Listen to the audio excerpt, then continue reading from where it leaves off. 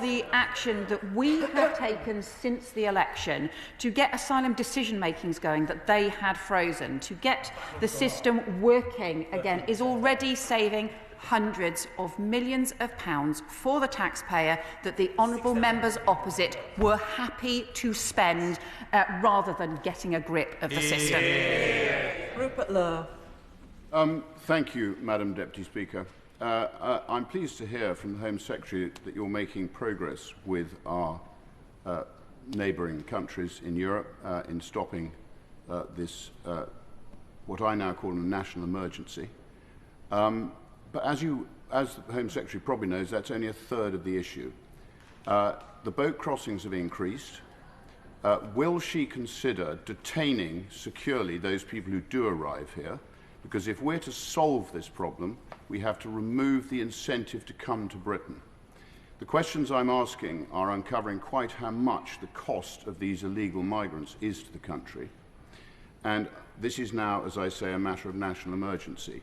The third part of the equation is those illegal migrants who are here, and I had a case in my constituency, Great Yarmouth, only this week, where one alias Amulata was convicted of drug dealing, a 17th offence, a very light sentence.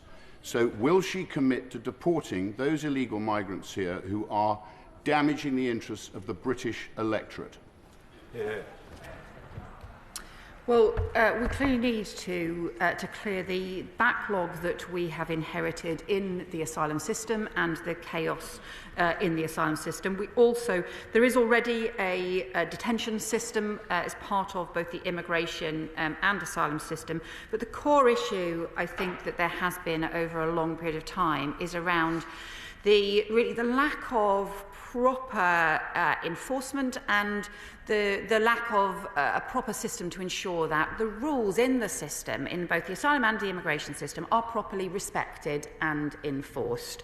We'd seen returns, for example, drop substantially compared to under the last Labour government, and what we've been doing is putting additional staff into the returns and enforcement system, but also making sure that those returns increase. That's why we have seen nearly 10,000 returns since the general election, a significant increase in returns on both on foreign national offenders and on the failed asylum cases, to make sure that the system is properly respected. Jo White. Thank you, Madam Deputy Speaker. When I was elected to Parliament, I promised my constituents in Bassett Law that this government would have a relentless focus on stopping the boats. But I just want to clarify this point because I think it's very important. When this government came to office, the number of small boats arrivals for 2024 was running around 700 higher than the previous record year of 2022. Can the Home Secretary confirm that the number of arrivals since this government came to office is 11,000 lower than that equivalent period in 2022, when the party opposite was in charge and when the Rwanda deal was in place?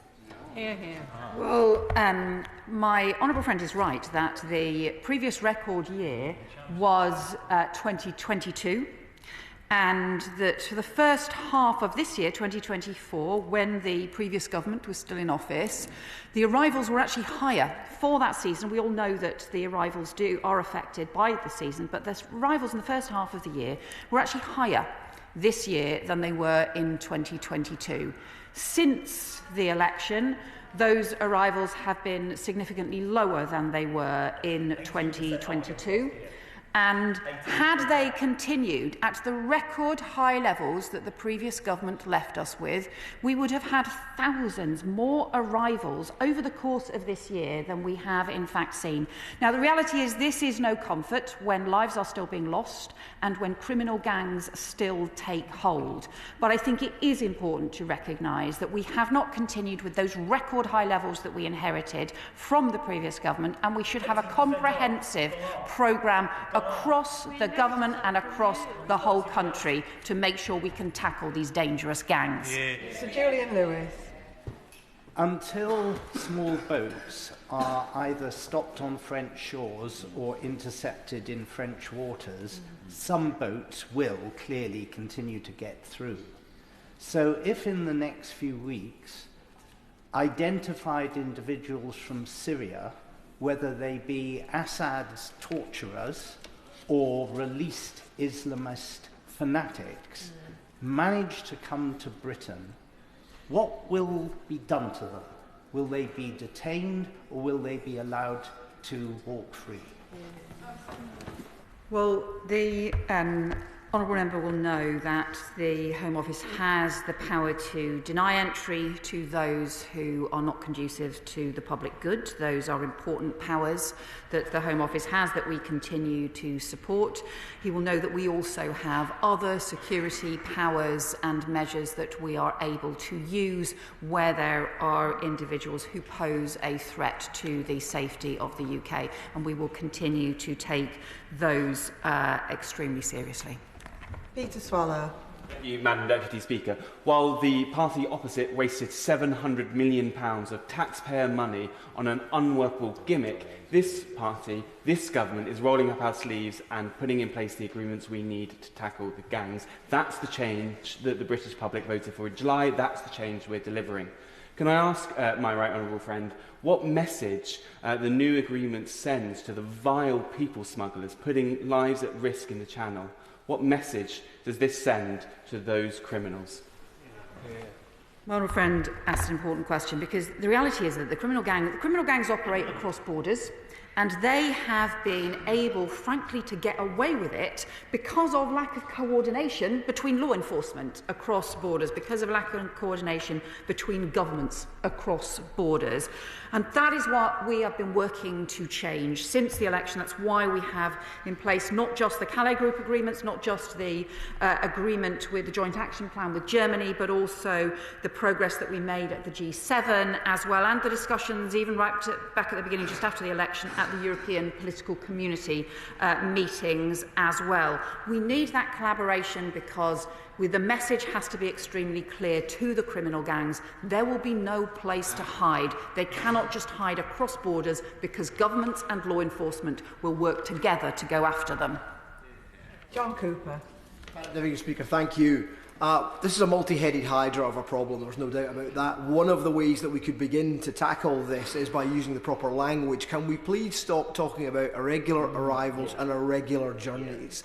That sounds like a coach tour that's taken a wrong turn. This is illegal immigration that we are dealing with here. We've heard much about international cooperation, that obviously is critical.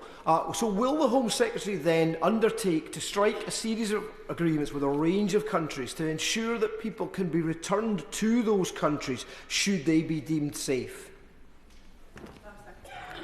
So we've been clear that we need to reduce both legal and illegal migration because we have seen significant increases in both over the last 5 years, and that is why we're setting out the policies that we've been introducing since the election.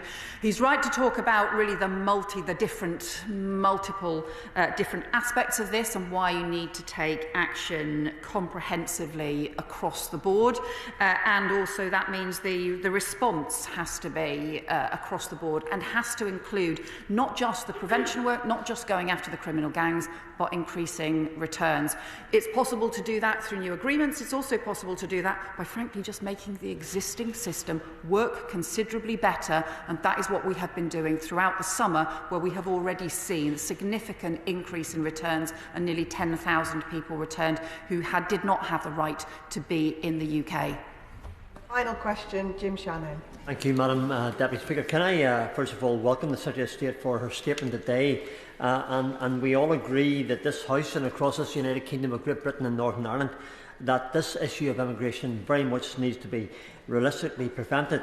The Secretary of State, to give the Honourable Lady credit, has shown that determination and commitment through the statement today, and we welcome that, and we look forward to seeing the action on the ground. But can I just gently take the Secretary of State on another journey across to Northern Ireland? What discussion has taken place with the Republic of Ireland to secure the border between Northern Ireland and the Republic of Ireland, recognising that the Irish government implemented checks for their security? And I believe that the time has come for government here to do likewise and to prevent immigration through the back door from Northern Ireland. Thanks very much. Well, the Honourable Member will be aware we have long had a common travel area across the UK and Ireland. Of course,